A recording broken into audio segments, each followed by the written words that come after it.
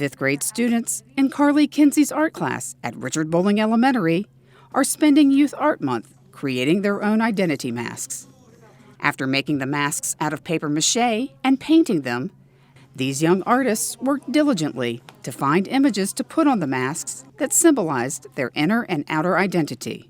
Getting students to reveal part of themselves through their artwork keeps them actively engaged and excited about art. I love art. I love drawing, love cutting out stuff, love coloring, love working with my friends. Art is the power of creativity, and I love creating things. Art is important for so many reasons. I think some of the reasons I enjoy the most are the creativity aspects. It teaches you that there's not just one right answer. You can come up with all different solutions to a problem.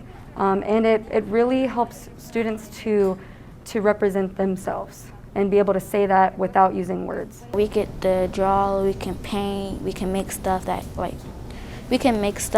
technically tells us who we are. We can share stuff with the class, tell them about what do we do, what do we paint, self-portraits, portraits.